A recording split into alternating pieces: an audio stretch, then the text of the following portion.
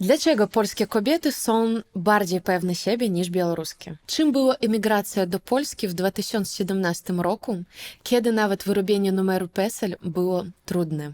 Ile czasu potrzeba, żeby przestać czuć się emigrantką w Polsce? Cześć, nazywam się Tatiana Dziamczuk i to jest podcast zrobiony w Polsce. Autoszkoла для своїх у Польщі, Деніс Драйв. Офіси у 3 городах – Варшава, Вроцлав, Тrójmiasto. Навчання на зрозумілій для вас мові. Високий узровень сервісу, індивідуальний підхід до кожного курсанта.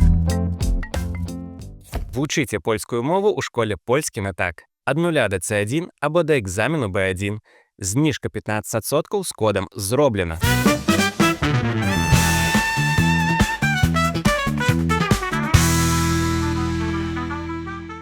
Dziś do mnie przyszedła Zlata. Zlata, cześć. Cześć. A jak prawidłowie to Złata czy Zlata?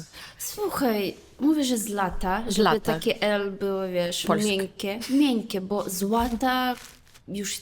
Jak złote. Złoty no, taras. zlatka, na przykład A, no złotko. tak. No więc Zlata. wymian jest dużo, ale nie wiem, zlatka to jest po prostu najprostsze, co mogą wymówić tak naprawdę. No. Okej. Jak długo jesteś w Polsce? No długo jestem, więc przyjechałam tutaj w pierwszy raz w 2014 roku. W Boże. końcu 14. To No więc 12 lat już. chyba tak, ale półtora lata mnie nie było. Byłam tam w Białorusi w 20 roku, więc przyjechałam potem w 21 w grudniu przed wojną, no i już tak 5 lat już, tak, jestem tu. po prostu. 5 lat i 5 do... lat, ale okej. takich no długich, wiesz o co chodzi, Rozumiem. bo kiedyś mogłam jeździć tam do domu na lato, a teraz no niestety, więc to są moje najdłuższe po prostu lata w Polsce, 5 lat.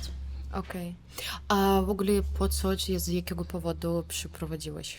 O, słuchaj, mam polskie pochodzenie od strony babci i dziadka po linii matki. No więc nazwisko Kamińska. Kamińska to jest typowe polskie, wiesz, nazwisko. No i jak było w 10 klasie, mi ojciec tak podchodzi, no pojedziesz się uczyć za granicę. Ja, A, okej. już to było od szkoły chyba, tak? No. To zawsze wiedziałaś, że będziesz tutaj, czy jak to było dla ciebie? Oj, najpierw ja nie mogłam, wiesz, podchodzić do tego tak na serio, po prostu, że Boże, miałam zawsze twórczą duszę i planowałam naprawdę coś innego.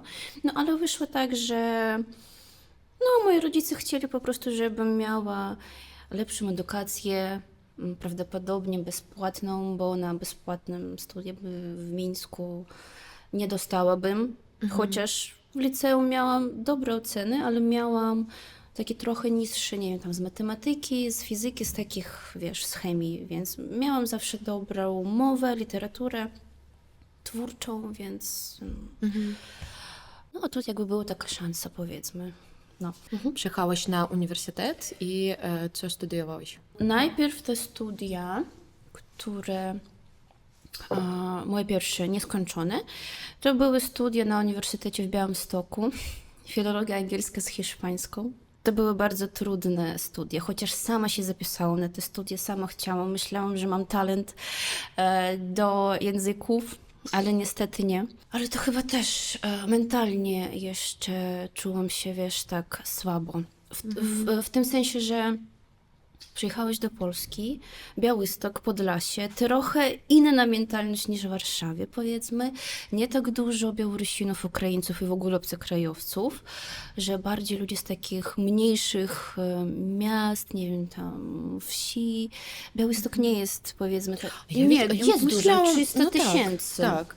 Ale no, niestety obcokrajowców tam było bardzo mało. Na ten moment to 15, tak? 15-16 rok. Tak. 15-16 rok, nie było obcokrajowców i ty tak powiedziałeś, że to nie jest Warszawa i jak różnica? No trudno powiedzieć, że tam nie ma rozwoju, ale no inaczej tam życie płynie. Nie mogę powiedzieć, że źle, ale po prostu inaczej. No i czułam, że tak trochę mnie, nie wiem, nie akceptują, tak?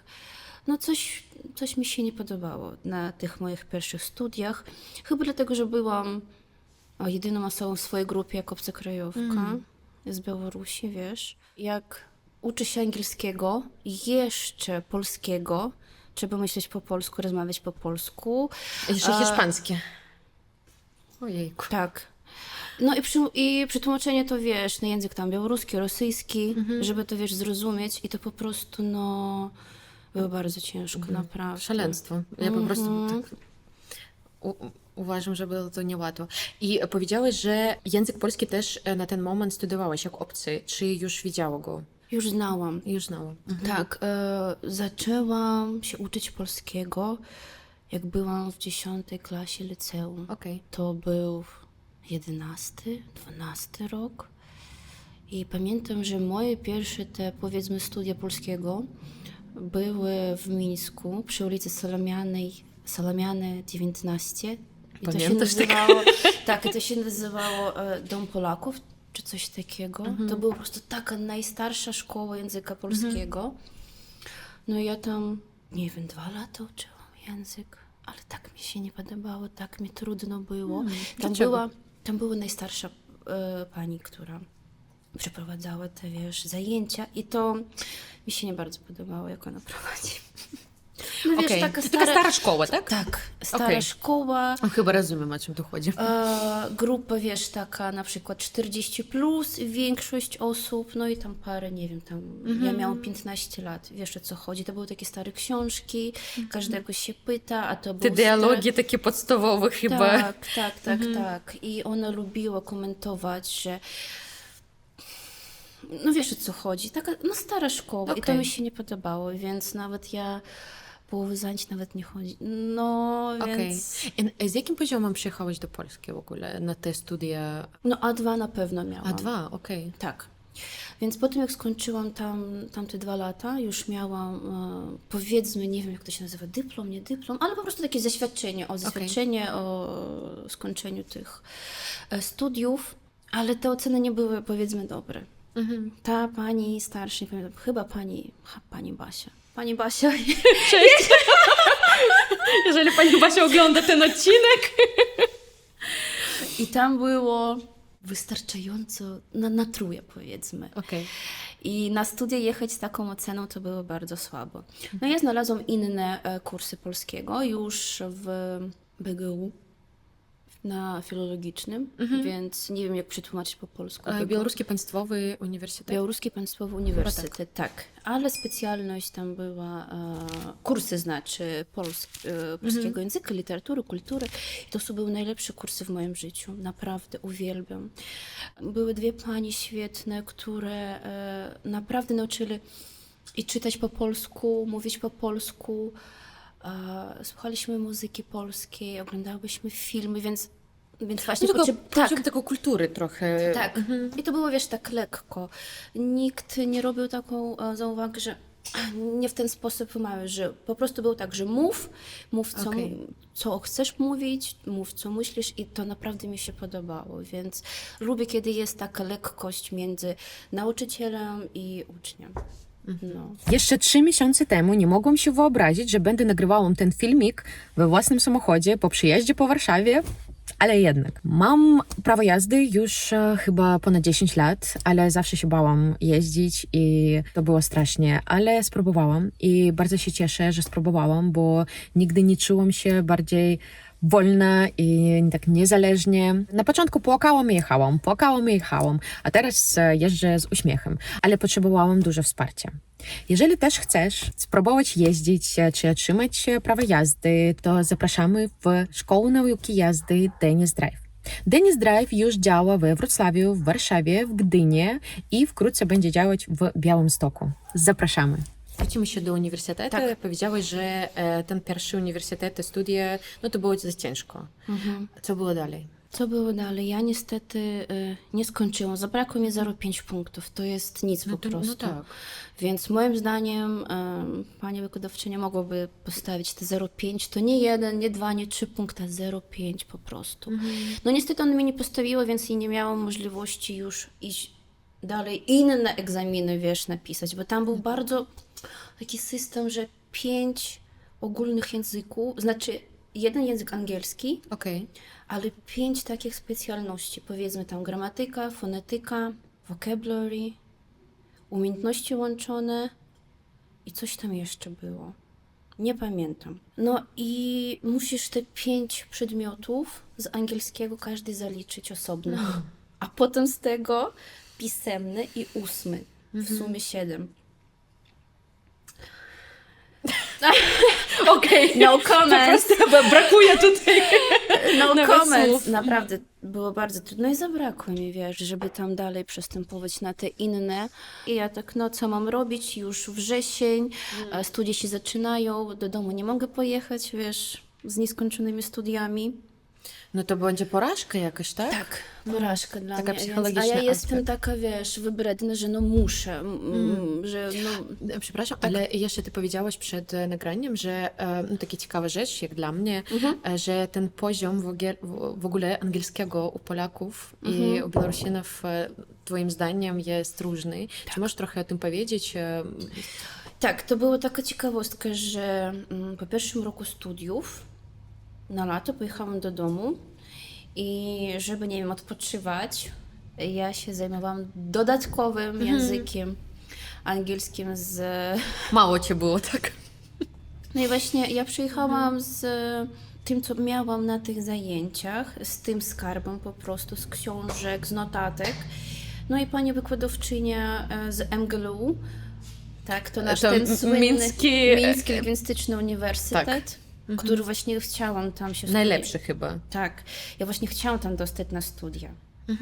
No ale Co mamy? ale miałam tak, nie miałam wyboru, powiedzmy. No i ona mi powiedziała, zobaczyła te nasze notatki, a to był pierwszy rok studiów, i one powiedziały, że to się w MGLU studenci uczą się na 3. kursie. Jak, how it possible, no. Ona powiedziała, że to po prostu no trudne tematy, które ja przywiozłam.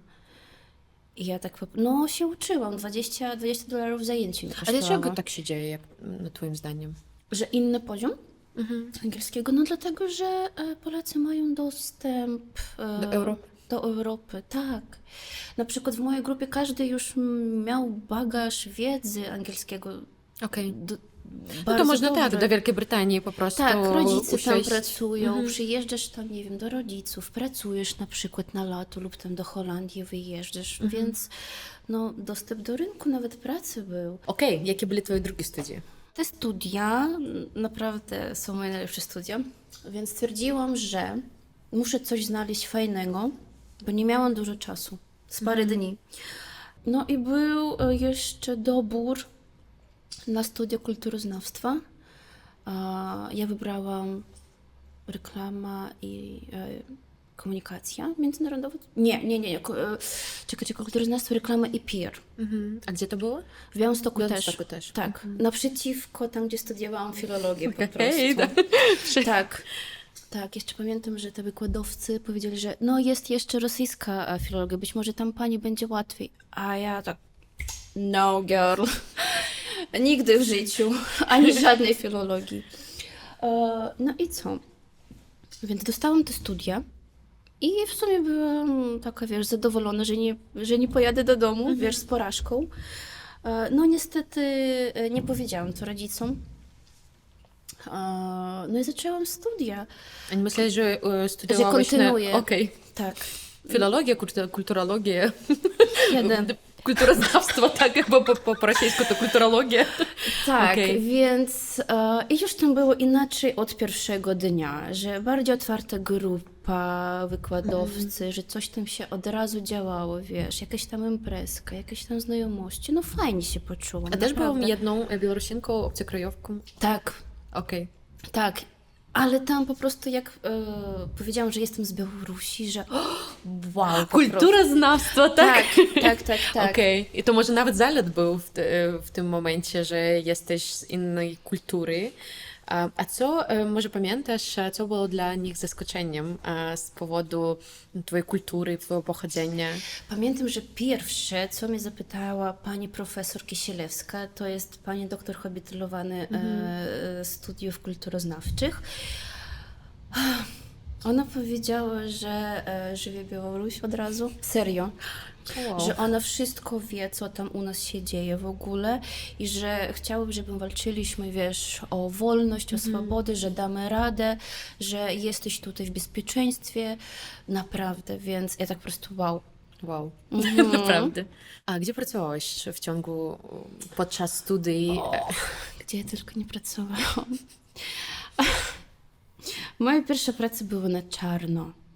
Okej. Już możemy o tym powiedzieć, tak? Tak, to znaczy, co to znaczy na czarno? Wow! No, że ani miałaś ani umowę o pracy, ani zlecenie. To był dirty cash. I to właśnie była taka sytuacja, że w końcu mi nie zapłacili. Okej. Okej, więc to był... O czym to chodzi? Ja po prostu Pracowałam kelnerką w Kropka? klubie striptyzu. Bam. Bam! Co możesz o tym powiedzieć, doświadczeniu? O, to było okropne.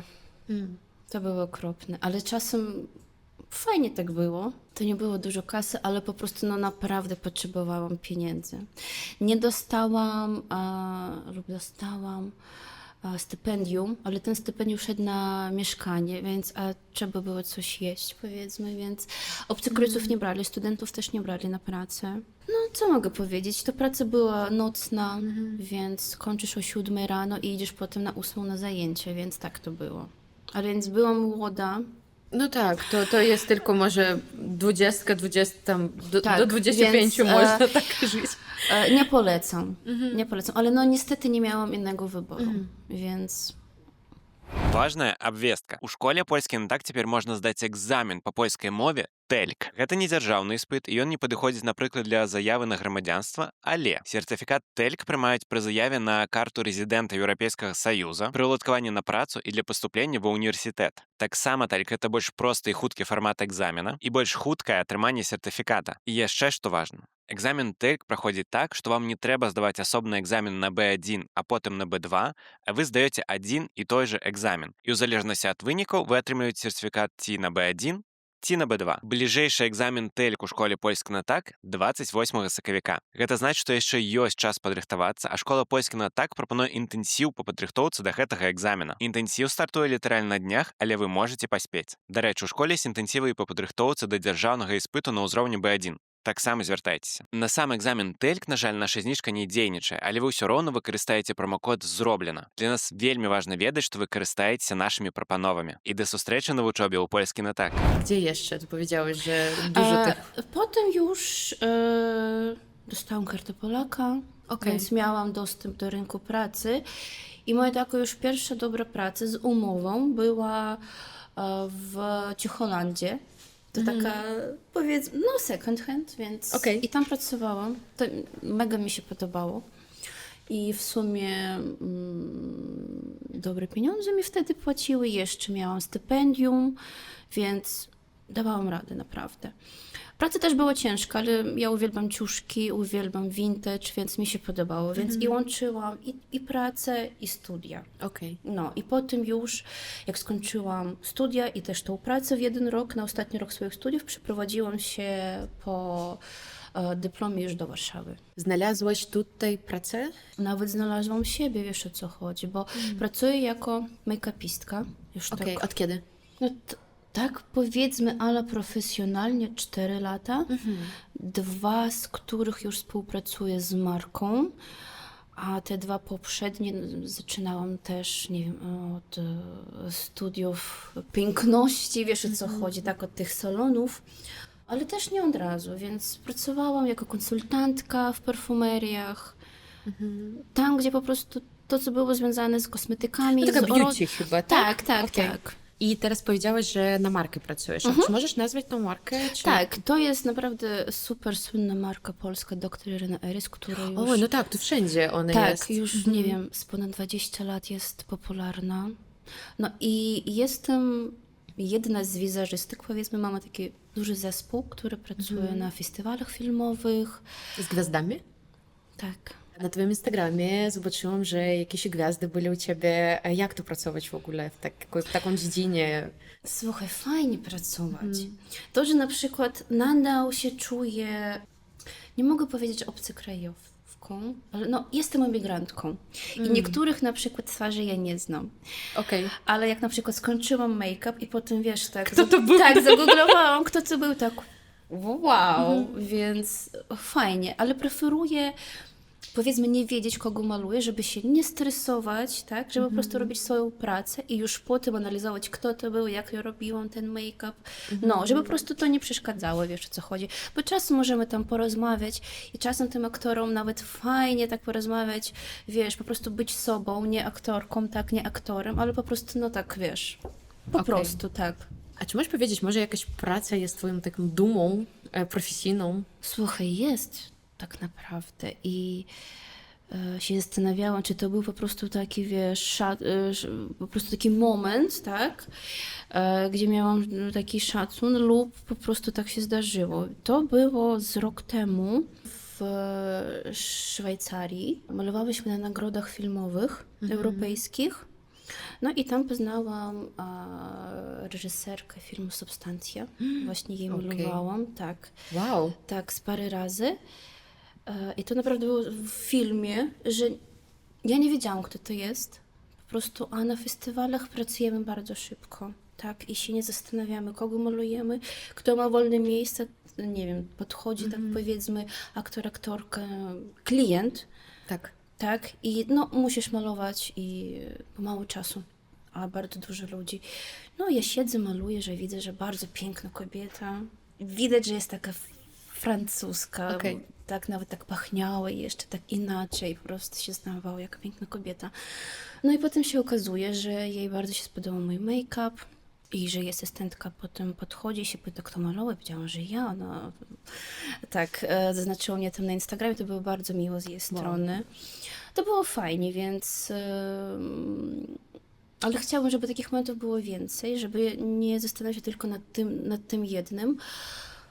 Dużo kogo tak naprawdę malowałam i mam zaszczyt pracować z takimi ludźmi, z taką marką, bo naprawdę bardzo lubię to, co robię, naprawdę. Więc... Widzę to. Wiesz co, tak jestem bardzo ciekawa z takiego momentu. Czy zauważysz jakąś różnicę w podejściu do tej beauty, do tego make-upu u Białorusinek, na przykład Ukrainek i Polek?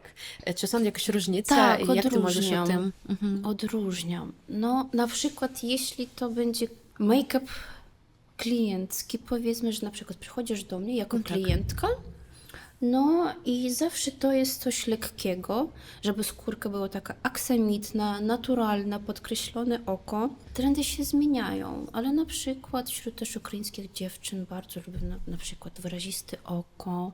Wiem, że każda z dziewczyn, na przykład z Polek, z Ukrainek lub z Białorusinek lubią czerwone usta. Więc mogę dać odpowiedź, ale tak naprawdę jeśli się zastanowić, no różnie to bywa, naprawdę. Chyba zależy od osoby. Czy może masz jakieś historie, gdzie była jakaś dziwna prośba od klientki czy klienta? Możesz powiedzieć o tym. Jak pracowałam w salonie urody ukraińskim, no i tam naprawdę miałam, nie mogę powiedzieć, że hardkorowo, ale na przykład robiłam te make-upy, które... No, nie się jestem z tych dumna. No, nie mój styl, powiedzmy, że wyraziste oko, na przykład czarne, czerwone usta, brwi bardzo takie, wiesz, ciemne. Dużo hardcore różu. make-up. Tak. No, robiłam to. Inaczej nie mogłam tego nie zrobić, bo jednak klient. Rzeczywiście ja mówiłam, że a być może zrobimy w ten sposób, tak, żeby lekko wyglądać. No jeśli klient powie, że nie chce to i naprawdę w tym dobrze się czuję, jak mówi mi to klientka, no to proszę bardzo. Na przykład jeśli ja zrobię make-up, jak na przykład ja bym chciała, naprawdę, ono będzie się nie czuć się pewną siebie, wiesz o co chodzi. Więc no... Jeżeli chodzi o tej miałam pewności w siebie, zauważyłam, ale to jest moim zdaniem, że w Polsce kobiety są trochę więcej pewni w siebie niż Białorusinki, ale to moim zdaniem. Jak uważasz? I nawet to nie związane z make-upem, ja bym to powiedziała. Tak, są pewni siebie o wiele więcej niż my. No mi się wydaje, że mają więcej wolności, swobody. Tak. Ja też o tym myślałam, że no to naprawdę ciekawe, bo to jest takie uczucie, że po prostu my mamy więcej tego wstydu chyba, bo to szkolenie, nie wiem, w szkołach są tak przez ten wstyd, to zawsze... No, Tak, tak. Tutaj widzę, że w szkołach, nie wiem, na przykład w liceum, czy gdzie w ogóle, na jakichś tam studiach, dziewczyny się ubierają w co chce.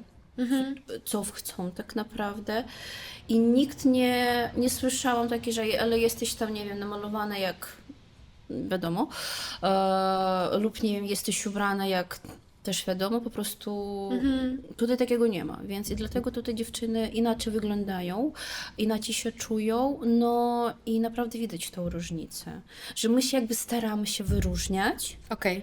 ale tutaj po prostu relaks. Relaks po prostu. No tak, Mhm. luźniejszy chyba trochę, no naprawdę. Tak. No. Możemy po prostu się nauczyć tego tutaj. Tak, to prawda. Autoszкола для своїх у Польщі Деніс Драйв. Офіси у 3 городах – Варшава, Вроцлав, Тrójmiasto. Навчання на зрозумілій для вас мові. Високий узровень сервісу, індивідуальний підхід до кожного курсанта.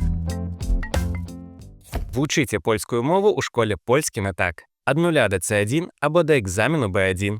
Знижка 15% з кодом «Зроблено». Powiedziałaś chwilę wcześniej o tym, że dotychczasów czujesz się jako imigrantka. No jaka Czy możesz- ekspantka. Ekspantka. A możesz powiedzieć, o czym tu chodzi? Co to za uczucie? W jakich obszarach życia? Czy wszędzie? Czy na przykład, no, jak to czujesz? Bo już wiesz, 12 lat, chyba masz już obywatelstwo, czy Jestem w procesie, jest w zbieram, procesie? tak, No, ja zbieram. po prostu kartę Polaka, dużo w Polsce, bardzo ładnie mówisz po polsku. Dziękuję. I no, ale to uczucie się nie znika. I nie zniknie, mi się wydaje. Znaczy mogę powiedzieć, że tu jest mój dom, no ale myślę, wiesz, o swoim domie rodzinnym. Jakbym ja nie chciała o tym myśleć i że się zastanawiam, że już jestem tu długo, zaczynam tu karierę i chyba to skończę. Okej. Ale no, czuję się ekspantką, imigrantką, chociaż nie lubię to słowo, ale przeszłam tu dużo i ja po prostu nigdy tego nie zapomnę. To były takie czasy fajne, naprawdę mam co... Ale tak powiedziałaś, to fajne. Mam coś do wspomnienia, ale no naprawdę dużo to przeszłam. Jaki był najtrudniejszy moment?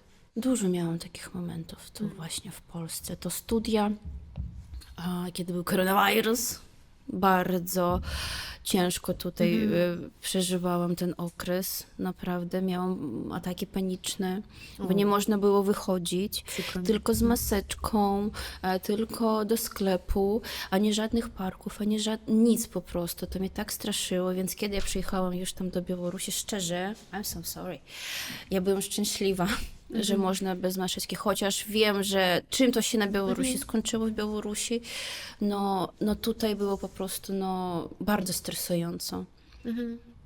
Więc to był też ciężki czas. Nie wiadomo co z pracą. No tak. I twoja praca zależała. Tak, no, bo chodziłam, no wiesz, to była moja praca konsultancka, konsultantki, więc potrzebowałam te pieniądze, Tak. więc dobrze, że pierwszy miesiąc było jakby zapłacone, no ale potem już było tak. Okej, Nie wiadomo. koronawirus, studia, ale już to minęło. Też dużo tej biurokracji przeszłam w latach studenckich i niestudenckich. No naprawdę, więc odczuwam, że będę ekspantką. Być może już moje dzieci będą mieli inaczej, bo będą wychowane już tutaj, wiesz, od zera. No tak. No, a ja jeszcze pamiętam swój dom, swoją tak historię. Jest to smutno. I tutaj w Polsce nawet mi jest smutno, że no niestety teraz na świecie po prostu jest taka nie Dramat, ja nie wiem, tragedia. nie wiem. wiem. No. Więc trochę nie w tą stronę poszło. Wiadomo, że większość tutaj Białorusinów są nie ze swojej woli tutaj. No tak. I to mi bardzo przykro.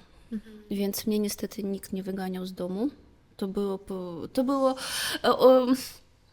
było żądanie, powiedzmy, moich rodziców, co ja mogłam powiedzieć, że no okej, dobra, więc mogę powiedzieć, że też, no też chciałam, nie wiem, podróżować, gdzieś tam studiować za granicą, ale była wybrana Polska, no ale ja miałam inną sytuację, wiesz o co chodzi. Tak.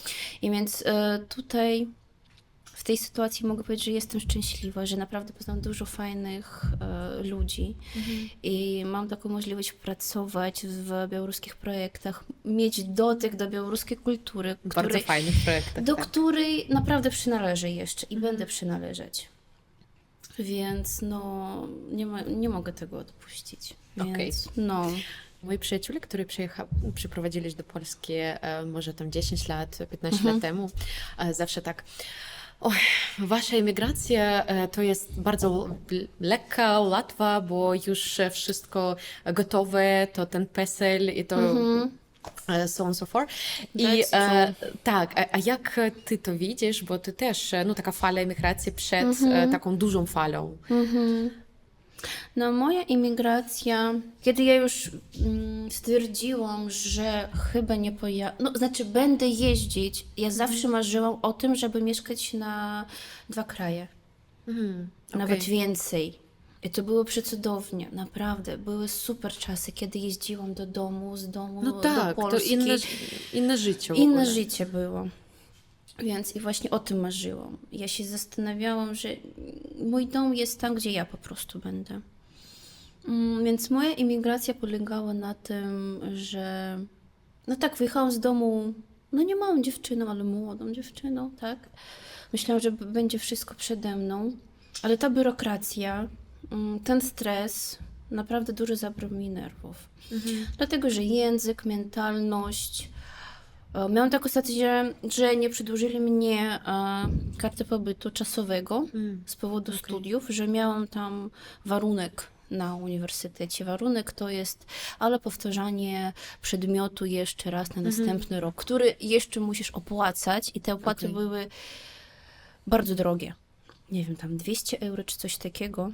Dla studentki, nie wiem, tam dla rodziców, które mieszkają na Białorusi, 200 euro, wiesz o co chodzi, więc No to może być pensja po prostu. tak, no musiałam jakoś się radzić po prostu, więc pracowałam. Wiesz o co chodzi. Ale ja wybrałam takie życie, powiedzmy. Wybrałam tu zamieszkać, podróżować, tak? Jeździć, nie wiem, tam żyć. Coś innego próbować w Polsce. Ale emigracja ta już po 20 latach, to taka emigracja, no nie do wyboru było. Wiesz o co chodzi. Ja wiem, bo jestem z tych ludzi, którzy I to tak mnie naprawdę przeprowadzili. bardzo przykro. Ta część ma naprawdę wiele lżejsze, powiedzmy, warunki. Powiedziałeś, że PESEL, tak, że- PESEL, tak, powiedziałeś, że- że przed nagraniem, że, tak, że że jakiś PESEL problem był z tym. Tak, że PESEL teraz można wyrobić, nie wiem, tam w 10 minut. Tak. Ja kiedy wyrobiałam PESEL, ja miałam pracę z umową i ja miałam kartę Polaka. I więc poszłam do urzędu białostockiego wyrobić ten PESEL. No i pani, która tam pracuje, tak patrzy na tą kartę Polaka, na mnie. Chyba zadzwoniła tam, nie wiem, do swoich kolegów czy co. I ona tak, a co mam zrobić z tą kartą? Co to jest za karta? I ja tak po prostu, ale ty, no wiesz o co chodzi. Chociaż karta Polaka, umowa o tak. pracy. No, No tak mało było tych case'ów. Chyba. bardzo mało, więc... Ciekawe. Naprawdę inna, jakaś taka inna droga była. Co ci pomogło na tej drodze? Emigracji. Mi? Ja? A jak? Jakie to może Nie, no nie tylko cechy ja. charakteru, nie wiem. Cechy charakteru, a to dobre pytanie. Ja jestem bardzo wredna. Jestem bykiem, a byk, wiesz, jak nie skończy to, co zacznie, no to musi skończyć. Nawet jak mi się nie chciało to robić, w ogóle zawsze robię przez siłę, że muszę. No jak to? Wiesz o co chodzi. Miałam super otocznictwo. Poznałam tu właśnie chłopaka, który już jest moim mężem. Jest Polakiem? Białorusin. Tak. Okej. Też moja przyjaciółka Barbara, też z Białorusi. Basia, jeśli widzisz mnie, hello. Też poznałam przecudowną kobietę Kasię, Polkę, która mi na studiach kulturoznawczych bardzo pomagała. Naprawdę za rączkę ze mną tak chodziła, wiesz o co chodzi, to było so sweet. Więc no, moja siła była we mnie, nie będę kłamać, no i w ludzi, których miałam w tym otoczeniu. Więc ich było bardzo mało. I ja zawsze miałam w swoim życiu, że ja chcę więcej tych ludzi, chcę więcej, nie wiem, tam i też Białorusinów poznać. Chcę mieć dotyk do naszej kultury, bo zawsze jak byłam w Polsce, po prostu na Instagramie non-stopem siedział i co tam się dzieje, wiesz, w Mińsku. Więc no i jak pół Mińska przyjechała, to ty naprawdę... Dzięki. No, jestem taka szczęśliwa i właśnie czuję się, że tu jest właśnie mój dom. Wiesz, o co chodzi. Rzeczywiście myślę o swoim domie rodzinnym, ale no, nie wiadomo. Co w tobie, ja tak zapisałam to pytanie, bo ono było tylko jedno z pierwszych, a co jest najbardziej białoruskiego w tobie po 12 latach w Polsce? O, no jestem Słowianką, taką, wiesz, Jaką? jestem. Trochę bitchy face. Okej. Dostaję często w kurwicy, jak coś mi się nie podoba, że wiesz o co chodzi. Ale nie mogę wiedzieć, że to białoruska, tylko tak, wiesz, ogólnie ja też, wiesz. słowiańska. Białoruska, że taka białoruska. No, ja jestem Białorusinką, ale Jezu, Tania, jakie ty dobre pytanie mi zadałeś. Bo kiedyś na przykład, parę lat temu, wszystko jadła z chlebem białoruskim. Okej. A ktoś przywoził ten chleb? Teraz już nie jem. No wszystko kocham w Białorusinach i białoruskie, no naprawdę. Muzyka, kultura, to jak my dajemy radę. Ja nie wiem, jak to po polsku. Adaptywność. Adaptywność, no tak, adaptywność. No po prostu, no okej, dobre, coś tam będziemy robić. Są różne sytuacje do tej adaptywności, ale na przykład ta białoruska przyjaźń to jest super też taka cecha charakteru Białorusinów, taka dobroć. Mogę stwierdzić, że tak, Białorusini są kotkami, że bla bla bla, Nie. ale ja uwielbiam ten passive-aggressive trochę nastrój, bo ja też mam. No beach face, jak powiedziałeś. Tak, białoruski beach face. On się odróżnia A od czy możesz pokazać, jak to wygląda? w ten sposób. No podobno. Bo polski to od razu, o kurwa, o ten. Ekspresja jakaś, tak? A tutaj u po prostu w Ukraińców milczeniu. też, że... A u nas, wiesz, tak oczkami, tak w ten sposób, że ja to odczuł i kocham. Cicheńko, tak. Tak, cicho, wiesz, tak. I ja jestem taka. I Okej. jak odczuwam to w ludziach, ja tak... Slavic Belarusian State, uwielbiam. Okej. Co poradzisz osobom, które tylko przyprowadzili do Polski? Never give up, kochani. Bam. Wierzyć w to, co robisz, i wierzyć w to, co lubisz. No i po prostu więcej wiary w siebie. Bo kiedyś na przykład tego mi brakowało, bo nie wierzyłam w siebie. Okej. Czułam się, że jestem sama, bla, bla. Nie jesteście sami, więc damy radę.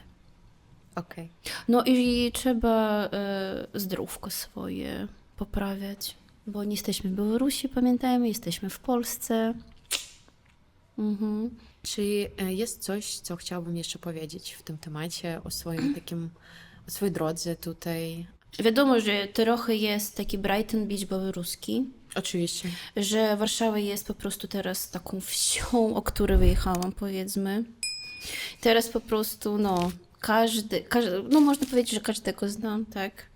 Myślę, że ty no wiesz o co chodzi, no Tak, po tak, prostu gdzieś tam, nie wiem, się wysmarkasz, a tam Taki cię bumble. powią, hej, a ty tak, wiesz o co chodzi, więc no nie zamykać się tylko w swojej kulturze, uczyć język. Trzeba. Wiem, że niektórym bardzo ciężko, że nie chcą.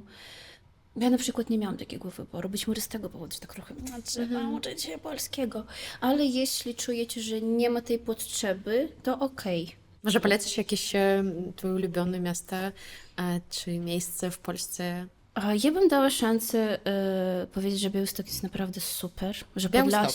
Podlasie. Ja bym powiedziała, że w Białymstoku nie ma co robić. Znaczy można tam się znaleźć. Na przykład kiedyś był mega festiwal muzyczny, Up to Date Festival. Jest super techno festiwal. Jest zarąbista galeria nowoczesnej sztuki Arsenał. Jedna z najlepszych w Europie. Na Podlasiu, kładł mi serduszko, miała taką miejscowość Supraśl. Ja byłam tam. Fajnie, Super. tak. Niesamowity jakiś tam klimat. No. Tak, w ogóle klimat Podlasia jest super. To, że miałam trudne stosunki z Białymstokiem, nienawidzę, ale kocham.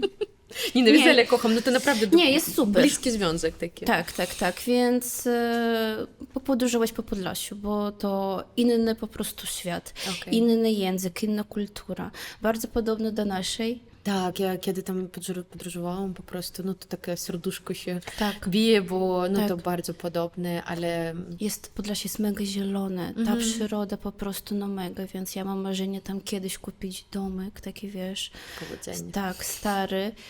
Jeśli, nie wiem, z Białorusią będzie nadal taka sytuacja, po prostu bliżej swojej ziemi. Bardzo Ci dziękuję. To ja dziękuję, Tania.